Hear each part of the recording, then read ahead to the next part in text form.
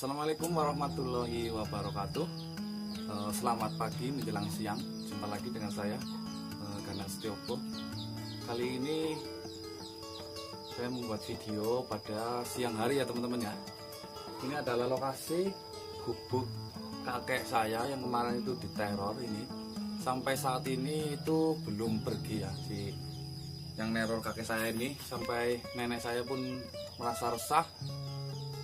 Akhirnya saya siang-siang datang ke sini mau lihat lokasi-lokasinya sekalian. Nanti kalau belum pergi juga, insya Allah nanti malam saya mau buat videonya di sini ya, explore di sini ya teman-teman ya. Oh ya, menjawab dari pertanyaan dari teman-teman semua, banyak yang bertanya tentang Bang, bagaimana cara mengunci penampakan? Bang, bagaimana cara mendapatkan penampakan? Oke ya teman-teman ya, pertanyaan itu sering kerap muncul, makanya saya akan menjawab satu persatu ya. Ya intinya yang inti saja. Di sini saya tidak bermaksud bertujuan untuk menggurui, saya hanya untuk berbagi ilmu ke teman-teman semua ya. Barang siapa tahu nanti bisa teman-teman amalkan di rumah sendiri atau dimanapun ya. Karena saya bukan pamer atau bukan gimana-mana ya, karena saya cuma ingin berbagi saja ya. Juga video-video dari saya tidak bermaksud untuk melecehkan pihak manapun atau membodohi pihak manapun ya, karena video saya buat dengan cara saya sendiri, dengan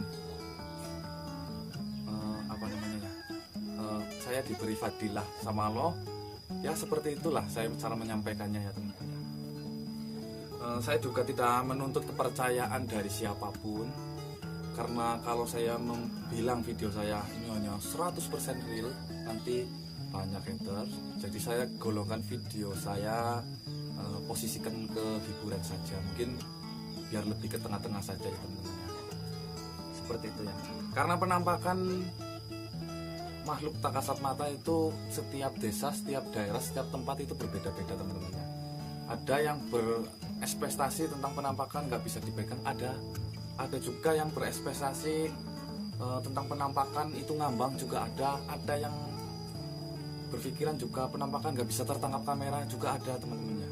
Jadi untuk meyakinkan dan menyatukan pola pikir 1 juta kepala itu sangat luar biasa susah ya.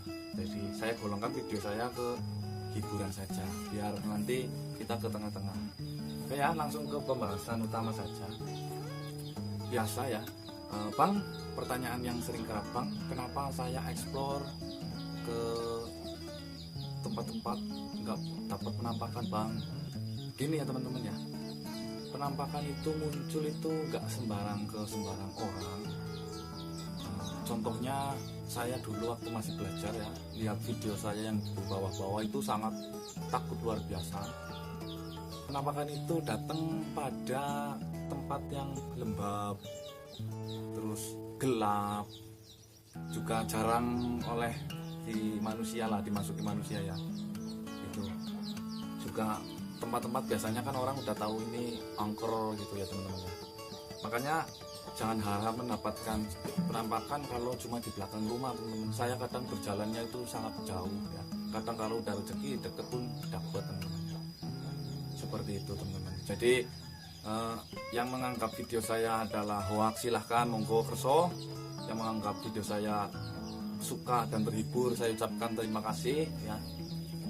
Seperti itu ya teman-teman. Oke ya, saya yang biasa saya lakukan kalau waktu penelusuran itu teman-teman ya. Yang pertama, saya dari rumah itu selalu perut keadaan kenyang teman-teman, atau nggak lapar lah. Kalau kita lapar nanti kita down dulu kalau lihat sosoknya teman-teman. Karena saya punya cerita sedikit ya. Waktu dulu saya itu agak sombong ya, saya nggak takut apa-apa. Tapi giliran saya datang bertemu langsung, dia itu bukan cuma mukanya yang jelek, bukan cuma tampangnya yang menakutkan. Dia itu punya energi yang membuat jantung kita itu berdebar kencang, sehingga kita itu gemeter dan rasa takut. Akhirnya kita yang kalah. Jadi sebelum kita melihat itu dulu, kita harus persiapkan dulu. Jangan sampai kita lengah sedikit pun, karena kalau kita lengah, kita yang kalah ya.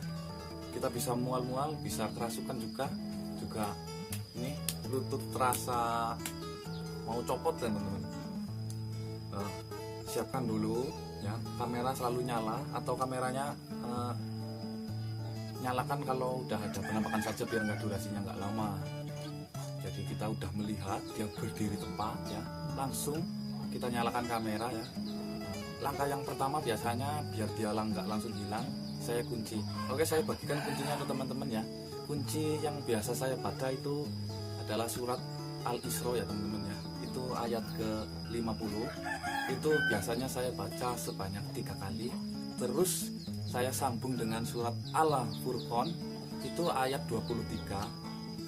Dan jangan lupa basmalah dulu membacanya ya.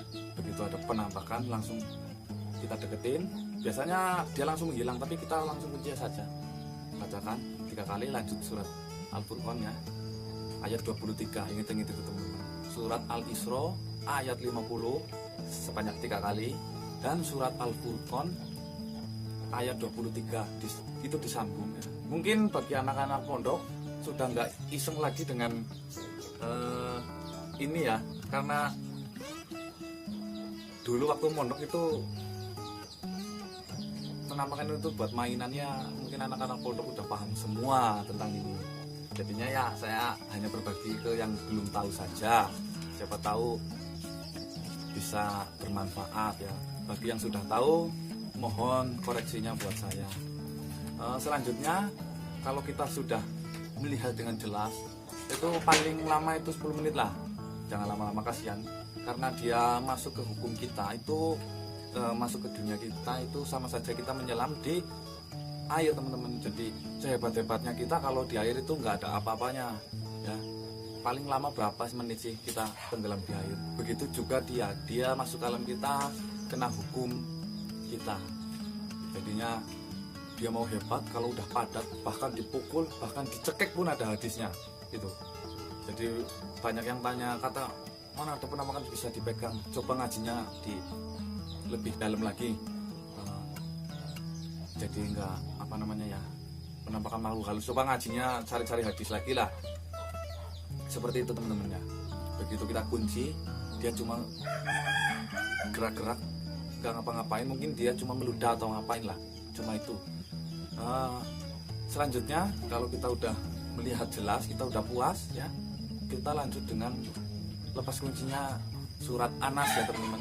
Surat Anas 3 kali, atau mungkin kepanjangan cukup sholawat Nabi atau Al-Ikhlas saja, itu sudah lepas. Yang penting semua itu atas ridho dari yang di atas ya. Seperti itu ya teman-teman. Semoga ilmu ini bermanfaat. Juga saya tidak bertujuan untuk menggurui ya, intinya saya hanya berbagi bagi yang belum tahu. Bila banyak kata yang saya ucapkan salah, saya mohon maaf sebesar-besarnya.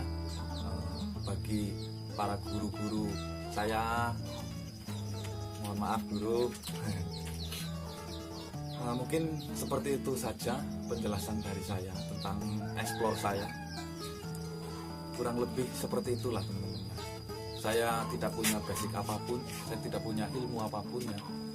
Saya hanya modal tanamkan dalam hati la ilaha illallah Muhammadur Rasulullah, dan bertujuan untuk menghibur teman-teman semua. Seperti itu ya teman-teman. Mungkin barangkali ada yang merasa cocok dengan yang saya sampaikan, bisa tinggalkan like-nya.